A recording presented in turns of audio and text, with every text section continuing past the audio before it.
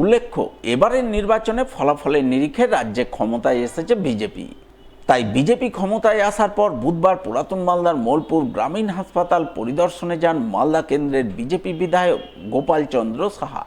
তিনি পরিদর্শনে গিয়ে প্রথমে গোটা হাসপাতাল চত্বর, হাসপাতালের বিভিন্ন বিভাগ ঘুরে দেখেন, কথা বলেন হাসপাতাল কর্তৃপক্ষের সঙ্গে। পরে তিনি সংবাদ মাধ্যমের মুখোমুখি হয়ে বলেন, পুরাতন মালদার মোলপুর গ্রামীণ হাসপাতালে সুচিকিৎসার কোনো পরিকাঠামো নেই। তাই তিনি বিধায়ক হিসাবে হাসপাতালে উপযুক্ত পরিকাঠামো গড়ে তোলার উদ্যোগ নেবেন।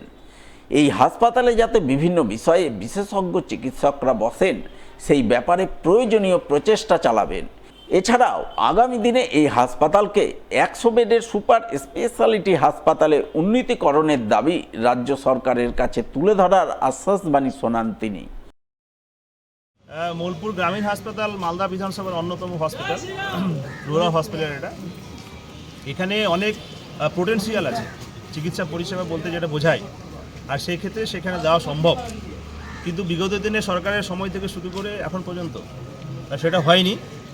আমাদের নতুন সরকারের কাছে মানুষের আশা প্রত্যাশা অনেক আছে, বিশেষ করে চিকিৎসা পরিষেবা, সুচিকিৎসা পরিষেবা যাতে মানুষ পায়, সেই বিষয়ে আমাদের সংকল্প আছে, ছিল এবং এরপরেও থাকবে। এখানে আমাদের এই মোলপুর গ্রামীণ হসপিটাল, এখানে পরিষেবা তো তেমন মানুষ পায় না, কারণ পরিষেবা দেওয়ার দায়িত্ব হচ্ছে সরকারের। এখানে কোনো আমাদের কোনো স্পেশালিস্ট এখানে বসেন না, কারণ এখানকার প্রভিশনই নাই, তো বসবে কি আর।